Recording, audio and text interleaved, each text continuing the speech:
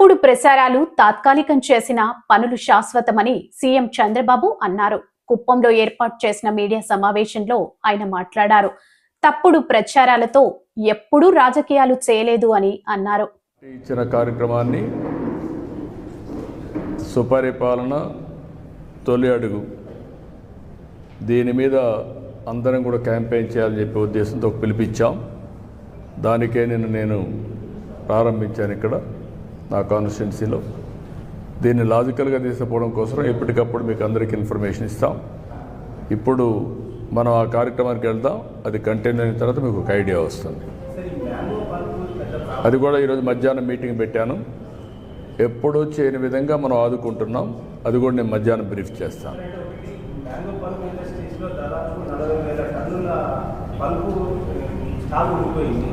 అది ఇప్పుడు ఎక్స్పోర్ట్ చేయలేని పరిస్థితి. 1 ఇయర్ లోపు అయితే మంచి కాస్ట్తో కొనుగోలు చేస్తారు బయర్స్, కానీ వీళ్ళు అమ్ముకోలేని పరిస్థితి. ఆ పల్పు గవర్నమెంట్ ఏదైనా అంటే మినిమం రేటు పెట్టి కొనుగోలు చేయగలిగితే మనం ఎక్కడ కొంటామంటున్నాం, కొనేసి ఏం చేయాలి? టీటీడీ మళ్ళీ వాళ్ళకు ఆ భారం పెడితే వాళ్ళు ఎట్లా ఫీల్ అవుతారు? ఇవన్నీ ఇంప్లికేషన్స్ కదా. ఒక ఇది కాదు కదా. మనం గవర్నమెంట్ 4 రూపాయలు ఇస్తారు కదా, దాదాపు 4 లక్షల టన్నులు అంచనా వేస్తున్నారు. అంటే 150 కోట్ల అది ఇచ్చామ్మా. దానికి రేపు అన్నీ మీరే కొనాలన్నా కూడా ఎక్కడ కొనగలుగుతామంటున్నా. క్రాప్ మేనేజ్మెంట్ ప్యాటర్న్ కూడా చేంజ్ చేయాలి. అందుకే ఎప్పుడు రాష్ట్రంలో ఎక్కడ ఇవ్వని విధంగా 200 నుంచి 250 కోట్ల రూపాయలు అవుతుంది మనం ఇచ్చే సబ్సిడీ కూడా ఒక్క మ్యాంగో రైతులకే. అది కూడా మనం ఇస్తున్నాం. మిగిలిన విషయాలన్నీ కూడా మాట్లాడతాం. మధ్యాహ్నం అందరితో మాట్లాడి ఏ విధంగా మనం చేయగలుగుతాం అన్ని విషయాలు చేస్తాం. నిజమేనాయా? ఏం చేయాలంటున్నా? ఎవరు పెట్టాలి? టీటీడీ పెట్టాలి. వాళ్ళు ఏమంటారు? మేమెందుకు చేయాలంటే మళ్ళీ అవన్నీ విషయ సర్కిల్స్ కదా. భక్తుల యొక్క సెంటిమెంట్స్ కూడా మనం చూసుకోవాలి కదా. అవన్నీ ఉంటాయమ్మా. ఇవన్నీ ఏంటి ఎప్పుడన్నా చేశారా? కాదు, ఎప్పుడన్నా 4 రూపాయలు ఇచ్చి కొన్నారా? రెండోసారి నేనే కొంటున్నా. వ్యవసాయం బాగా చేస్తున్నాం కాబట్టి ఆదాయం ఇది కూడా దిగుబడి బాగా పెరిగింది. ఈ సంవత్సరం ఎప్పుడు లేని దిగుబడి వచ్చింది. ఇంటర్నేషనల్ మార్కెట్లో ప్రాబ్లం వచ్చింది. అదే సమయంలో గవర్నమెంట్ ఆఫ్ ఇండియా కూడా రిక్వెస్ట్ చేశాను, ఈ జ్యూసెస్ కానీ వీటన్ని ట్యాక్స్ వేయద్దని. We're working all these things, will sort it out. Right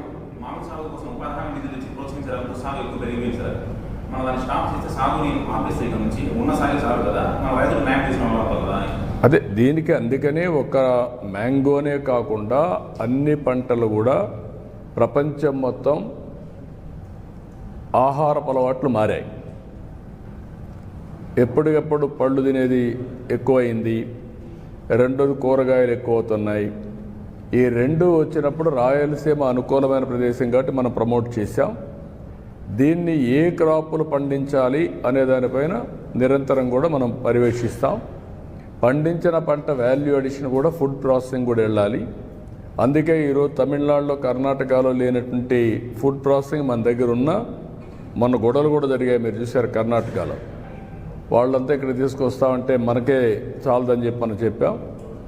ఇంకా చేయాల్సిన అవసరం ఉంది. ఫుడ్ ప్రాసెసింగ్ రావాలి, ఇంటర్నేషనల్ మార్కెటింగ్ రావాలి.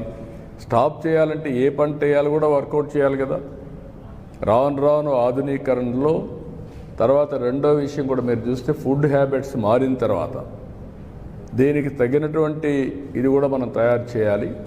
ఒకప్పుడు దిగుబడులు తక్కువ ఉండేటివి, ఇప్పుడు దిగుబడులు బాగా పెరుగుతున్నాయి. ఒకప్పుడు చిన్నప్పుడు నేను చూసినప్పుడు మామిడి ఇంటికే వాడేవాళ్ళం. మీకు కూడా ఐడియా ఉంది. ఇంటి కోసం చెట్లు వేసేవాళ్ళం. ఆ చెట్లు వచ్చే పంట తర్వాత వాణిజ్య పంటగా తయారైంది. అంటే ఎవరికో ఒకరికి ఇచ్చి ఈ చెట్లు ఇంత పంట ఉంది నువ్వు కొనుక్కోమనేవాళ్ళు.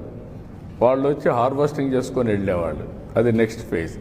ఇప్పుడు దాన్ని నేను కానీ హార్టికల్చర్ అంతా ప్రమోట్ చేసి తెలుగుదేశం వచ్చిన తర్వాత డ్రిప్ ఇరిగేషన్ కూడా పెట్టి, అంత మునుపంతా వానాకాలం పండది. ఎప్పుడు నీళ్లు పెట్టేవాళ్ళం కాదు, ఇప్పుడు నీళ్లు పెడుతున్నాం. నీళ్లు పెట్టినప్పుడు పంట కూడా బాగా వస్తుంది.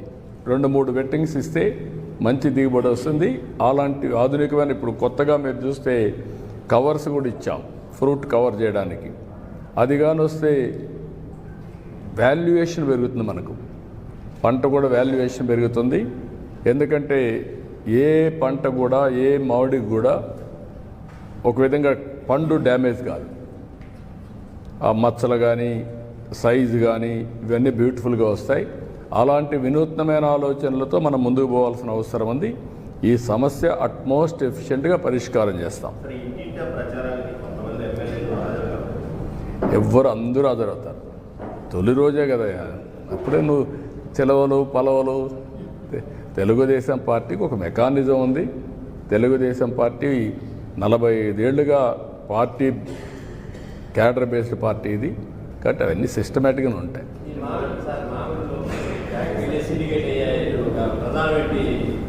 వాళ్ళు సిండికేట్ అయ్యేది కాదు. ఇక్కడ డిమాండ్ సప్లై సిండికేట్ అనేది అది సెకండ్ ఇష్యూ. మనం 4 రూపాయలు ఇచ్చినా మేము కొనలేమంటున్నారని మీరు అర్థం చేసుకోవాలి.